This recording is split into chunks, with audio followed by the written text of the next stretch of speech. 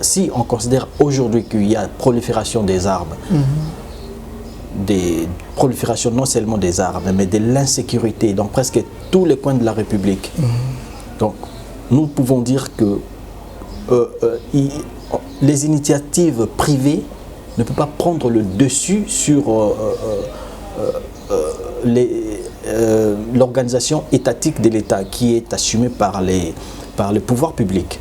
Les politiques font tout pour continuer à sacrifier l'avenir de notre jeunesse, de nous jeunes. On a grandi dans la misère, on a étudié dans la pauvreté, on a étudié difficilement et on continue à être instrumentalisé par les politiques pour leurs propres intérêts. Moi, je pense que la jeunesse doit vraiment réfléchir 1001 fois avant de sortir dans la rue pour une cause qu'elle juge qui ne va pas dans le sens de son intérêt, par exemple, ou pour l'intérêt de la nation. 60 ans après l'indépendance de notre pays, on a une classe politique la plus perverse. Non, ce n'est pas comme ça que ça marche. Bon, de toute façon, on est en démocratie.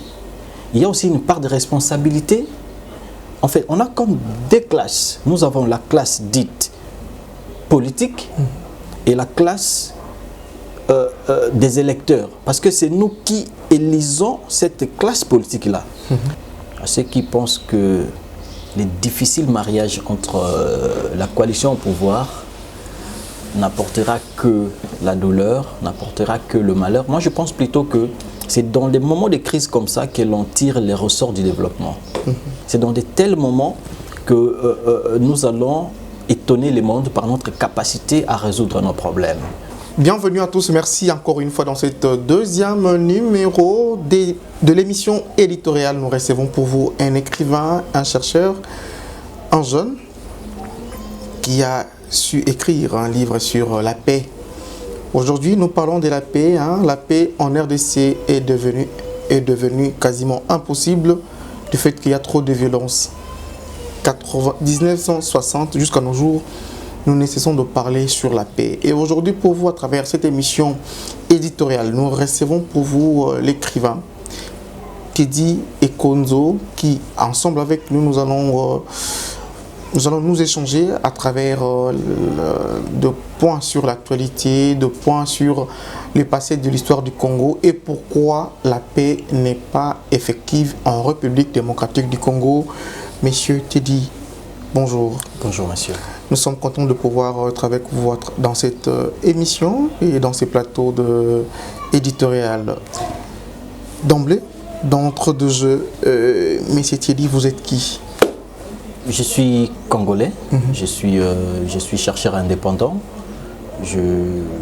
Voilà, c'est ce que je peux dire en... Mais il faut aussi signaler que vous êtes aussi analyste politique. Bien sûr que oui, je suis observateur et analyste de la vie politique de notre pays. Voilà, nous avançons déjà. Définissez-nous la paix selon votre compréhension. Écoutez, si on considère la paix dans son prisme social, politique, et donc on peut dire que la paix, c'est un concept qui désigne un état de calme ou de tranquillité, dans l'absence des perturbations, etc. On peut dire ça comme ça. Voilà, nous prenons la seconde question qui signifie l'essentiel parmi le point que vous avez signifié à travers le ramassage des armes par l'ONG PAREC, parce que c'était dans le but aussi de pouvoir ramener la paix en quelque sorte. Mais aujourd'hui, le Congo est victime de plusieurs incursions de jeunes qui prennent les armes pour se faire aussi de l'argent. Mais est-ce qu'aujourd'hui, la paix, à travers comment, à travers des organisations ou soit qui ramassent les armes, ils peuvent aussi venir de ces points-là? Écoutez, je vais être clair avec vous. Hein. Mon approche, quand j'avais écrit sur l'ONG PAREC, dans l'appropriation par des Congolais de la problématique de la paix, je voulais seulement mettre en lumière les initiatives congolaises, les initiatives que les Congolais avaient prises pour pouvoir réfléchir sur comment ramener la paix dans notre pays. Parce que vous savez, depuis qu'on est indépendant, une indépendance d'ailleurs acquise dans la douleur, le concept de paix a cristallisé toute la réflexion politique, scientifique de notre pays. Parce que vous vous souviendrez que 11 jours seulement après l'accession de notre pays à l'indépendance, on a dû faire face à cette problématique de la paix. Donc l'approche de PAREC entre en ligne de compte des initiatives des Congolais dans la pacification et la consolidation de cette paix dans notre pays. Voilà ce que je peux dire par rapport à ça. En fait, si on considère aujourd'hui qu'il y a prolifération des armes, des proliférations non seulement des armes, mais de l'insécurité dans presque tous les coins de la République, donc nous pouvons dire que les initiatives privées ne peuvent pas prendre le dessus sur l'organisation étatique de l'État qui est assumée par le pouvoir public. Aujourd'hui, nous voyons, aujourd'hui, parce que vous parlez du pouvoir public, aujourd'hui, nous voyons la jeunesse. Vous êtes aussi jeune. La jeunesse est devenue politisée. Nous avons vu, il n'y a pas longtemps, de marches de partis politiques. De la majorité au pouvoir, disons, du Front commun pour les Congo, de l'FCC, nous avons vu de jeunes des Lamouka, nous avons vu de jeunes de l'UDPS, nous avons vu de jeunes de presque tout le bord politique dans de marches. Est-ce que aujourd'hui nous pourrons nous poser des questions? Quelle est la place de la jeunesse dans la consolidation de la démocratie dans notre pays? Vous savez, lorsqu'on scrute la vie politique de notre pays actuellement, tout jeune, moi en tant que jeune, je me dis, je suis triste. Je suis très triste de voir cette jeunesse emmenée comme ça, comme des moutons. Non, écoutez, moi je pense que la jeunesse doit sortir des sentiers battus. Nous devons créer nos propres structures parce que, après tout, 60 ans après, nous avons l'impression qu'on ne fait rien sans la jeunesse. On fait tout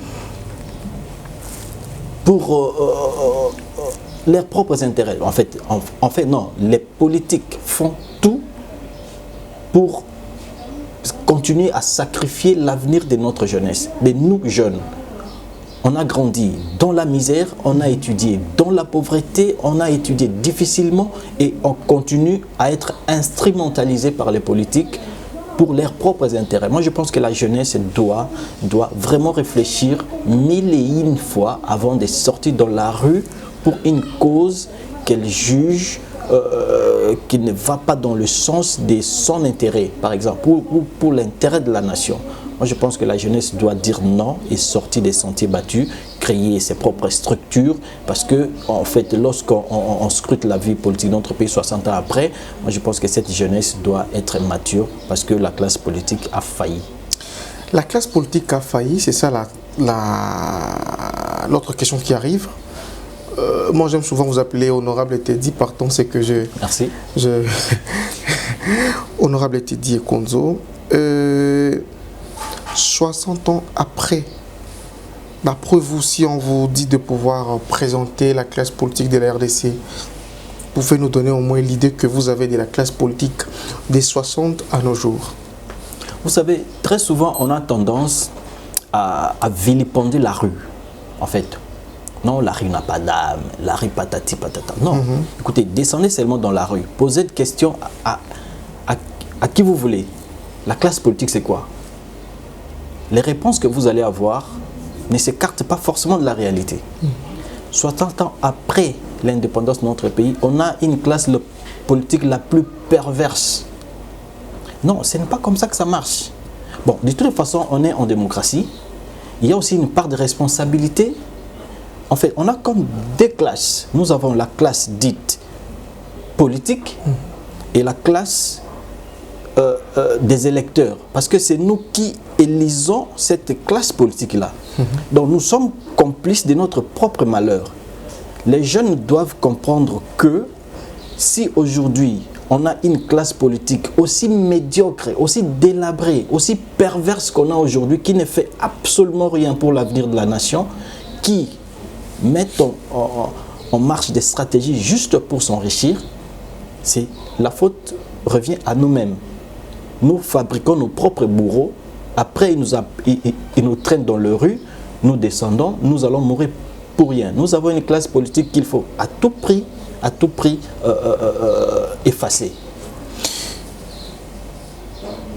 Si nous prédisons l'avenir, d'après vous, Frantz Fanon l'a bien signifié, l'avenir du monde réside au Congo. L'Afrique a la forme d'un revolver dont la gâchette c'est l'RDC. Et si on prédisait l'avenir, demain la République démocratique du Congo, une puissance mondiale? Écoutez, n'en déplaise aux théoriciens du chaos, à ceux qui pensent que l'état actuel des choses ne va pas changer, à ceux qui pensent que les difficiles mariages entre la coalition au pouvoir n'apportera que la douleur, n'apportera que le malheur. Moi, je pense plutôt que c'est dans des moments de crise comme ça que l'on tire les ressorts du développement. C'est dans de tels moments que nous allons étonner le monde par notre capacité à résoudre nos problèmes. L'avenir de ce pays est brillant. L'avenir de ce pays est radieux. Moi, je crois en ce pays. Écoutez, je crois en la République démocratique du Congo. Je crois en la sagesse congolaise. Je pense que quoi qu'il soit, quoi qu'il en soit, quoi que nous fassions, quoi que les politiciens fassent, ce pays va se développer un jour et que nous allons développer nos propres industries, nous allons renverser la malédiction des richesses, où l'on considère que comme nous sommes potentiellement riches, nous avons beaucoup de minéraux et qu'on est condamné à vivre dans l'extrême pauvreté. L'avenir de ce pays est radié, l'avenir de ce pays est meilleur. En tout cas, je le crois, j'ai la forte conviction qu'il en sera ainsi. Parlons de l'unité. Aujourd'hui, nous avons les Baluba, les Bakongo, les Baswahili, les Bangala. Les 4 identités communautaires que nous avons au Congo. Aujourd'hui, nous pouvons dire que nous sommes un peuple uni. Écoutez, notre diversité, c'est notre force. Pourvu que nous comprenions cela comme ça. Notre grandeur, notre diversité est loin d'être notre faiblesse. Détrompez-vous. Il suffit que les dirigeants comprennent cela et qu'on ait un leadership qui rassemble. On a besoin de dirigeants qui rassemblent. On n'a pas besoin de dirigeants qui tirent sur les ficelles des clivages, tout. Ça fragilise notre pays. On a beaucoup à gagner en demeurant unis. Moi, je pense que je crois en l'unité de ce pays et ce pays ne sera pas, quoi qu'il en soit, divisé. Nous sommes arrivés à la fin de cette émission. Si vous avez aimé cette approche que nous avons eue avec notre frère, notre ami, moi j'aime souvent l'appeler honorable Teddy Ekonzo, partant ses qualités que j'ai trouvées, il y a presque 3. Papa, moi ça fait déjà combien? Déjà 4 ans 4. Voilà, je dis aussi merci à Armand Ngoma. Un dernier mot par rapport à notre émission d'aujourd'hui, parce que moi je pense que ce n'est pas la dernière fois, nous allons encore passer pour peaufiner certaines questions qui auront trait avec la politique de notre pays, des questions d'actualité, des questions de l'air, et surtout, nous allons parler du Congo les jours à venir. En fait, le chemin parcouru est encore long. Mais déjà, vous avez commencé très bien votre magazine et moi, je lui souhaite toutes les bonnes chances. Vous avez un grand avenir devant vous. Ne tuez pas dans l'œuf cette initiative. Je pense qu'il est louable. Elle est louable, l'initiative. Votre magazine, moi, Mais il faut aussi signaler que vous êtes aussi opérateur économique. Vous avez aussi des problèmes liés à votre travail aussi. parce que vous ne faites pas seulement, vous avez un œil sur la politique, mais vous êtes aussi acteur. Vous donnez de l'emploi aux jeunes. Vous savez, moi, je n'aime pas trop parler de moi. Écoutez, j'ai un diplôme en relations internationales. Écoutez, ce n'est que normal que qu'on diversifie un peu ces moyens de survie, parce que si vous mettez vos œufs dans un même panier, il y a risque, parce qu'on connaît le pays est tellement instable qu'on doit se casser à 1000 morceaux pour... on se bat. Merci beaucoup, honorable Teddy, Teddy Ekonzo. Oh, maman Nanou, Ndeko Ekonzo yeyo, hein? Maman Nanou, vous êtes au niveau de Londres, là où... comme on a vu, nous écoutons. Je vous dis merci pour cette opportunité accordée à Éditorial, qui est notre magazine. En même temps, si nous allons diffuser aussi cette émission, c'est-à-dire nous ferons aussi 2 ou 3 articles à travers vos propos, et sera diffusé sur editorial7.net. Voilà, nous sommes arrivés à la fin de cette émission. Je dis merci à Gianni Mbala, Papa Armangoma, et à toute la communauté congolaise, le résistant, résistant partout où vous êtes. Je dis merci à vous. Ciao. Merci bien. Merci beaucoup.